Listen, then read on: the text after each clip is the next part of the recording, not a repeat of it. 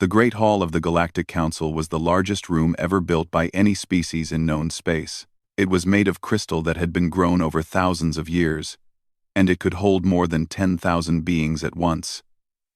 Today, every seat was filled. Representatives from 47 different species had gathered for this special session. The insect-like Velthari sat in their section, their hard shells clicking together as they whispered to each other. The Orans, who looked like giant balls of clear jelly, wobbled with excitement in their water tanks.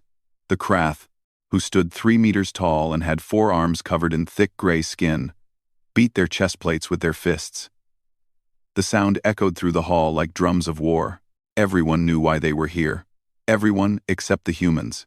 At the very back of the hall, in a small corner that had been given to them when they first joined the council 80 years ago, sat the human delegation. But today, there was only one human present. His name was Yunho Park, and he was the senior ambassador for Earth. Yunho was not an impressive man to look at. He was thin and short, with gray hair that was messy and uncombed. He wore a gray suit that looked like he had slept in it for several days. There were small stains on his tie that might have been coffee or soup. He sat alone in a row of empty chairs, eating a sandwich that he had brought from the human station's cafeteria. At the center of the Great Hall, on a platform that floated above everyone else, stood High Arbiter Morven. He was the leader of the Galactic Council, chosen from the ancient race called the Silurians. Morven had 7 arms, blue scales that sparkled in the light, and eyes that could see in complete darkness. He had ruled the council for 300 years, and he had never lost a vote. Today, he held a scroll made of metal so old that no one remembered who had made it. This was the Declaration Scroll. It had only been used twice in 10,000 years. The hall fell silent as Morven raised all 7 of his arms.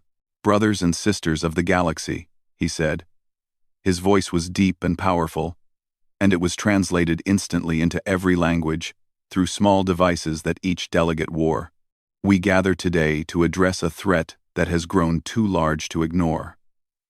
A species that has broken our laws, ignored our traditions, and shown disrespect to this ancient council." The Krath beat their chests harder. The Velthari clicked in approval. Morven continued. "They have expanded into star systems without asking permission. They have given technology to primitive species, breaking our most sacred rule.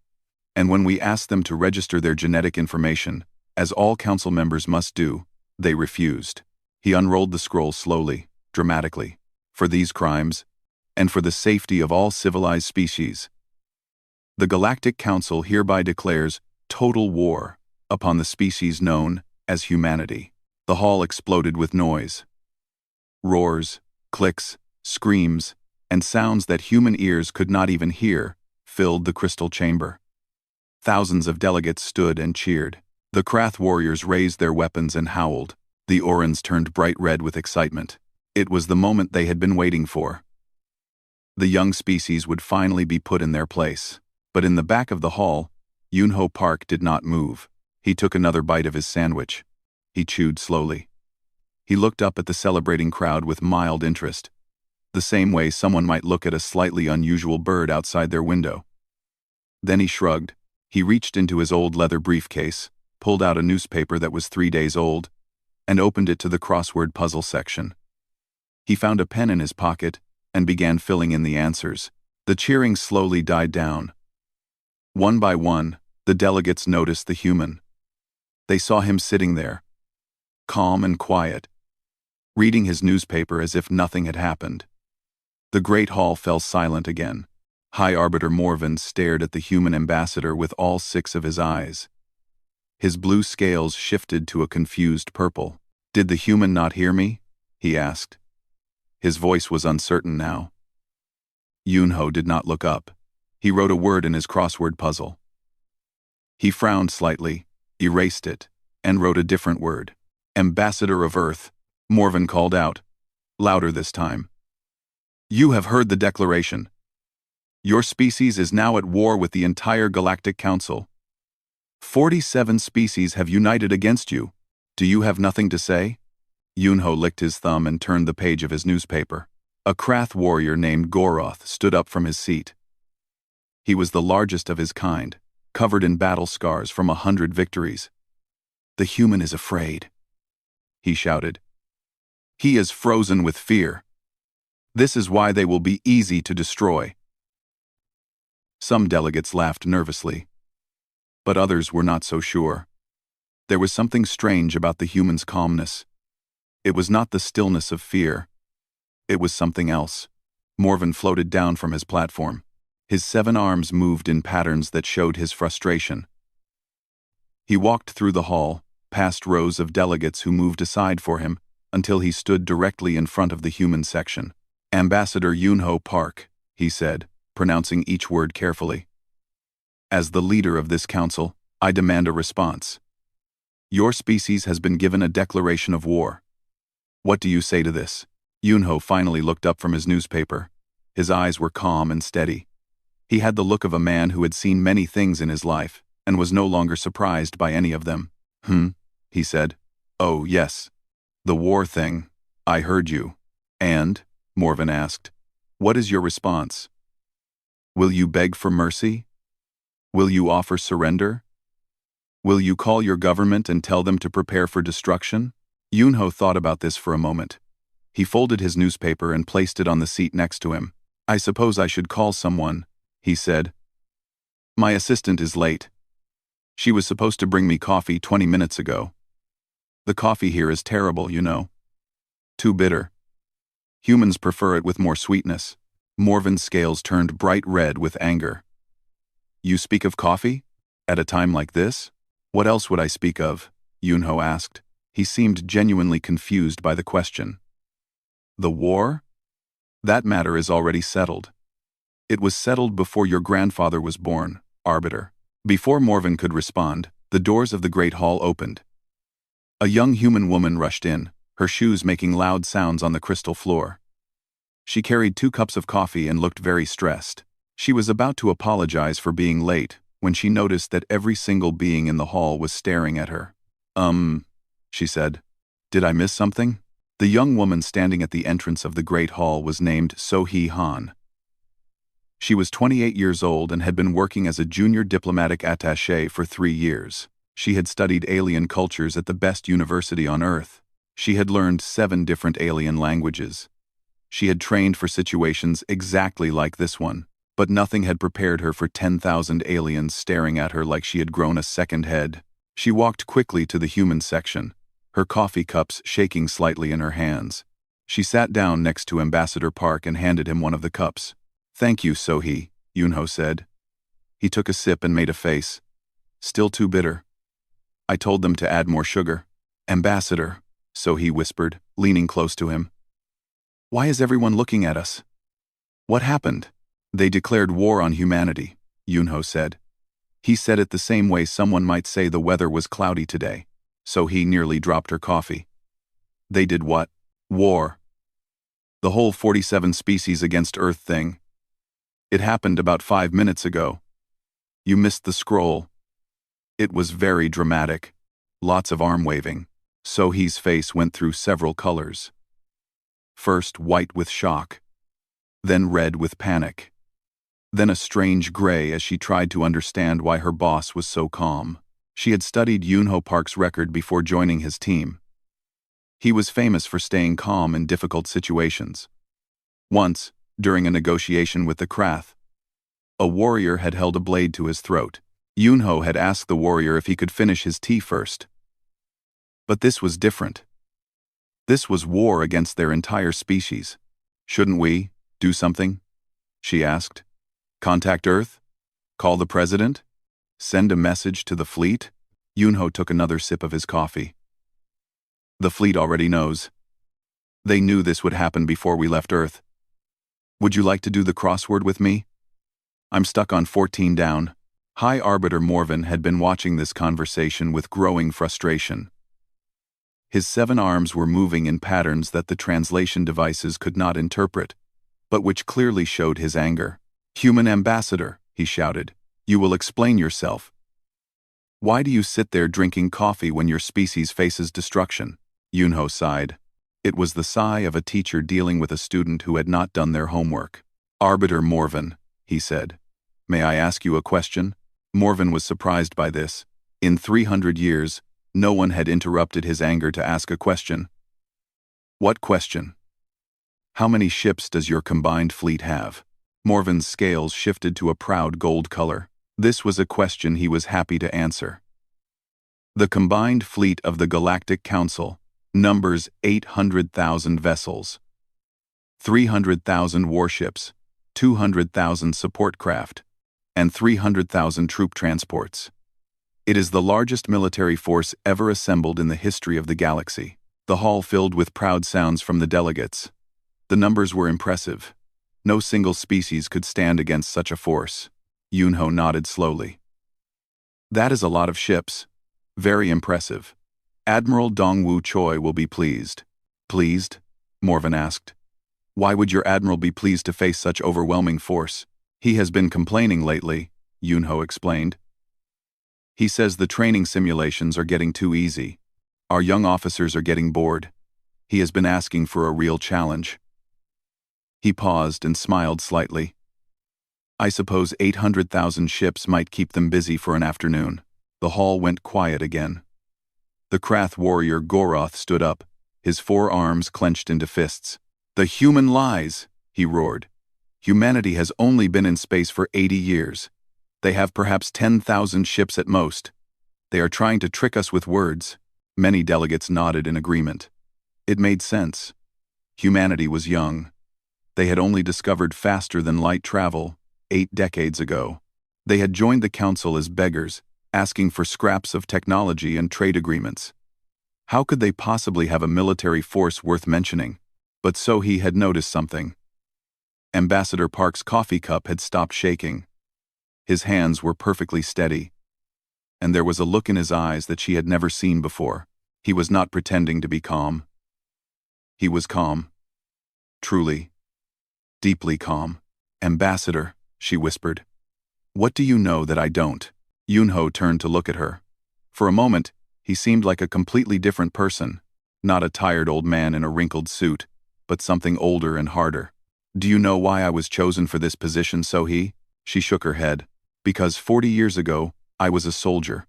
I fought in the last Earth War." "Do you know what that was?" Sohee had heard of it, of course. It was part of human history.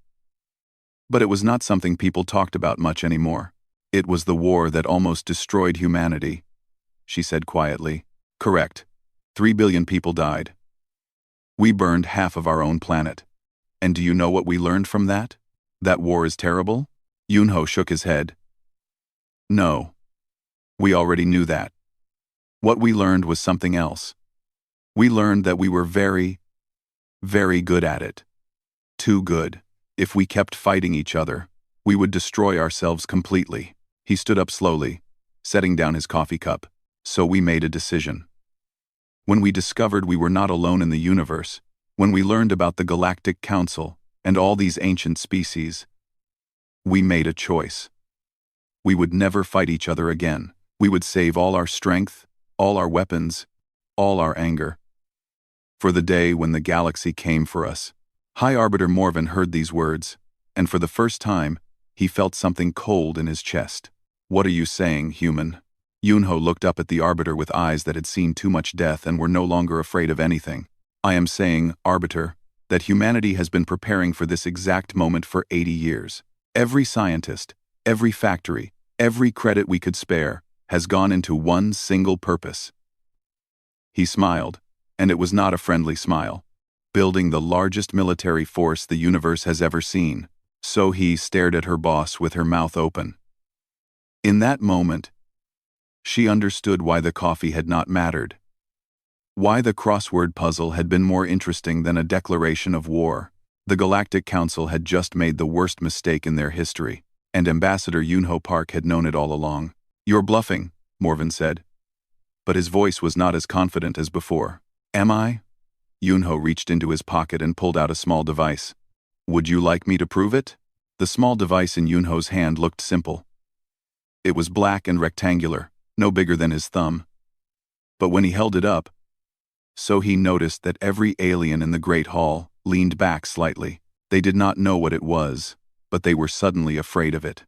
"Before I show you anything," Yunho said, "I want to explain something. I want you all to understand why we did what we did. Because when you see what humanity has built, you might think we are monsters. And perhaps we are, but we had our reasons." He pressed a button on the device, and the air above the center of the hall came alive with light. A massive holographic display appeared, showing a star map of the galaxy. 80 years ago, Yunho began, humanity discovered faster than light travel. We were so excited. We had dreamed of the stars for thousands of years, and finally, we could reach them. We thought we would find friends out there, brothers and sisters among the stars. The display zoomed in on a small yellow star at the edge of the galaxy, Earth's sun. Instead, we found the Galactic Council, and we learned some hard truths very quickly. The display changed, showing records and documents that Sohee had never seen before. Truth number 1. The Council had been watching us for centuries. You knew about humanity before we knew about you. You watched us fight our wars and destroy our environment, and you decided that we were dangerous. Morven shifted uncomfortably. This was supposed to be secret information. Truth number 2. You had already made plans for us. Some species wanted to destroy us before we could spread. Others wanted to enslave us. A few thought we might be useful as soldiers, fighting your wars for you. But no one, not a single species, wanted to accept us as equals. The Orans turned a guilty shade of pink. The Velthari clicked quietly among themselves. Truth number 3, Yunho continued. And this is the most important one. Every young species that has joined this council in the last 5,000 years has been controlled, contained, limited. You give them just enough technology to be useful, but never enough to threaten you. You make them dependent on your trade routes and your protection. And if they ever get too strong, the display showed images of dead worlds, burned planets, empty cities on moons that no longer held air. You destroy them, quietly. Without the rest of the council ever knowing, the hall erupted in angry shouts. Delegates stood and waved their arms. This was slander, they cried. Lies from a desperate species, but Sohee noticed that Morven had not moved. His scales had turned a pale, sickly gray. He knew. He had always known. We found records, Yunho said calmly, hidden in systems you thought were empty. Messages from species you erased from history. Warnings left behind by races that no longer exist. They all told the same story. The Galactic Council does not allow competition. He pressed another button, and the display changed again. So we prepared. What appeared on the screen made the entire hall fall silent. It showed Earth. But not the Earth that the Council knew. The planet was surrounded by rings of metal and light. Thousands of space stations orbited in perfect formation. Shipyards bigger than moons hung in the darkness. Building vessels that made the Council's largest ships look like toys. This is Mars, Yunho said as the display moved outward. The red planet was completely covered in construction. Giant factories stretched across its surface. Fleets of ships rose from its gravity well in endless streams. This is Jupiter's moons. More shipyards, more factories, more weapons platforms. This is the asteroid belt. The entire belt had been converted into a military production zone. Mining ships, construction drones, and war vessels filled every corner of space. Sohee felt her heart pounding. She had grown up on Earth. She had visited Mars once for a school trip, but she had never seen any of this. No one had. How? She whispered. How did we hide all of this? Yunho smiled sadly. We didn't hide it from you, Sohee. We hid it from them. He gestured at the aliens around them. Everything you learned in school, everything the public knows about our military, it's all true. We really do have only 12,000 official defense ships. But those are just the ones we let the Council see. The display zoomed out further, showing the entire solar system. Our real fleet number's 9 million vessels.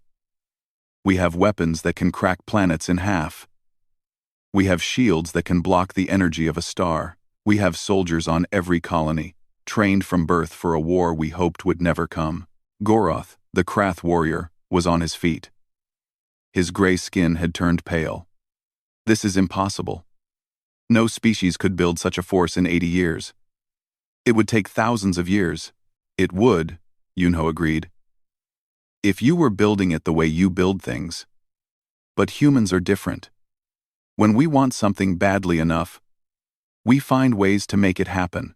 We call it desperation. Or maybe just stubbornness. He looked around the hall at the thousands of frightened faces. For 80 years, 40% of everything humanity produced went into this project. Every factory, every mine, every scientist worked toward one goal. Your spies reported that our people seemed poor, that our colonies seemed weak. That's because every extra credit, every resource we could spare, was going into building what you see before you. The display showed one final image, a single ship, but it was unlike anything the Council had ever seen. It was massive, dark, and covered in weapons. Its name was written on the side in human letters, HSS Unbroken. This is our flagship, Yunho said. Commander Tae-hee Yoon is in charge of it. Right now, it is parked about 2 light minutes outside this station, along with the 1st, 2nd, and 3rd fleets. That's roughly 500,000 ships, waiting for my signal. Morven found his voice at last. Why? He asked. Why show us this now? If you had such power, why didn't you attack first? Why let us declare war? Yunho's expression changed. The cold, hard look faded, and for a moment, he just looked tired. Tired and sad. Because we didn't want this, he said quietly. We hoped we would never need any of it. We hoped the Council would see us as friends, not threats. We hoped that maybe, just this once, the galaxy would be kind to the newcomers. He shook his head slowly. But you made your choice today. You chose war. And now, Arbiter, you have to live with what that means. The Great Hall of the Galactic Council had never been so quiet. 10,000 beings sat in silence, staring at the old human in the wrinkled suit. And finally, they began to understand what they had done. A hologram flickered to life beside Yunho. It showed a woman in a dark military uniform, standing on the bridge of a warship. She had black hair with streaks of silver, and her face was the face of someone who had spent their entire life preparing for battle. Her name was Tae-hee Yoon, commander of the HSS Unbroken. Ambassador Park, she said with a sharp salute. All fleets report ready. 500,000 vessels are in position. Weapons are hot. Soldiers are standing by. Do you want us to begin the demonstration? The word demonstration made many delegates shake with fear. They could imagine what kind of demonstration such a fleet might give. Yunho raised his hand. Not yet, Commander. I want our friends here to understand something first. They need a history lesson. Tae-hee nodded and remained at attention, her image floating silently beside the ambassador. Yunho turned to face the Great Hall. He moved slowly, walking to the center of the room where everyone could see him clearly. He no longer looked like a tired old man. He looked like something else entirely, something ancient and dangerous. I have studied your species, he said, looking around at the different aliens. All of you. I know your histories. I know how you evolved, and I know why you fear us. He pointed at the Velthari section, where the insect-like beings sat in nervous clusters. The Velthari evolved on a paradise world. Your planet was warm and wet, filled with plants that gave you everything you needed. You had no predators, no natural enemies. You spent 1,000,000 years in peace before you developed simple tools. Violence was something you had to invent. It did not come naturally to you. The Velthari clicked softly, admitting this was true. Yunho pointed at the Orans, the jelly-like creatures in their water tanks. The Orans are similar. Your ocean world was calm and safe. You evolved cooperation because it made life easier, not because you needed it to survive. The concept of war did not exist in your culture until you met other species. He turned to the Krath warriors, who had been so proud and loud just an hour ago. Even the Krath, who call themselves the greatest warriors in the galaxy, evolved on a world where strength meant survival. But your wars were simple. One tribe against another. The strongest won. The weakest died. There was no need for strategy. No need for terrible weapons. Just muscle and bone. Goroth growled but did not argue. It was difficult to argue with the truth. Yunho spread his arms wide, including the entire hall in his gesture. You all evolved in environments that were difficult, yes, but predictable. You adapted to your challenges over millions of years. You had time. You had peace. You had the luxury of slow change. His voice grew harder, colder. Humanity did not. He pressed a button on his device, and the display changed. It showed Earth, but not the beautiful blue marble that appeared in tourism advertisements. It showed a harsh world of ice and fire, of massive predators and violent storms. Our planet tried to kill us every single day. Ice ages froze our ancestors in caves for thousands of years. Droughts starved entire civilizations. Predators hunted us in the darkness. Diseases swept across continents, killing millions in months. The display showed early humans, small and weak, huddling in caves while massive beasts prowled outside. We were not the strongest animals on our world. We were not the fastest. We did not have claws or fangs or shells. We had only two things: our brains and our willingness to do whatever it took to survive. The images changed, showing human history in fast motion. The discovery of fire, the creation of weapons, the building of cities, and the wars. So many wars. We fought everything. We fought the animals that hunted us. We fought the land that starved us. We fought the weather that froze us. And when there was nothing else to fight, we fought each other. Numbers appeared on the display. So he had studied these numbers in school, but seeing them here, in front of aliens, made them feel different, shameful, and terrible. In what we called the 20th century alone, we killed more than 100 million of our own kind. We invented weapons that could destroy entire cities in a single flash of light. We built bombs that could end all life on our planet, and we came very, very close to using them. The display showed the mushroom cloud of an atomic bomb. The aliens stared at it in horror. We split the atom, one of the most difficult scientific achievements possible. And the first thing we did with that knowledge was build a weapon. That is who we are. That is what we do. When we discover something new, we immediately ask ourselves, how can this be used to destroy our enemies? Morven's voice was weak when he spoke. But you seem so peaceful now. Your people smile. They trade. They make art and music. Yes, Yunho agreed.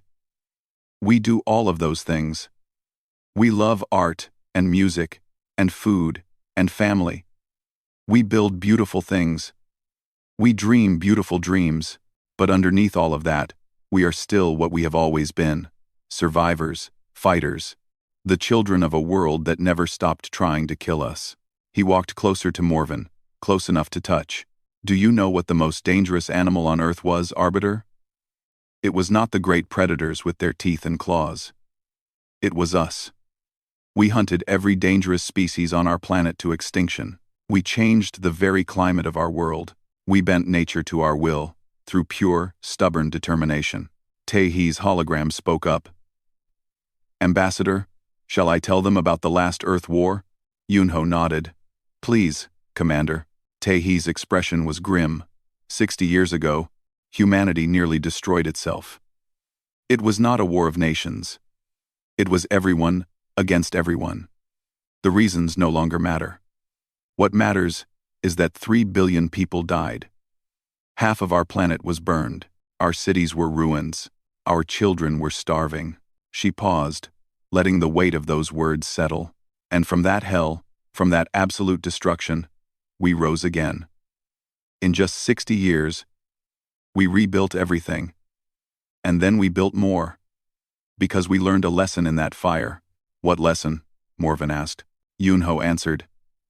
That we were too good at war, too good at killing. If we kept fighting each other, we would destroy ourselves completely. So we made a promise. We would never raise weapons against our fellow humans again. We would save all of our anger, all of our skill, all of our terrible creativity, for the day when the universe itself became our enemy. He smiled, and it was the smile of a species that had walked through fire and come out the other side.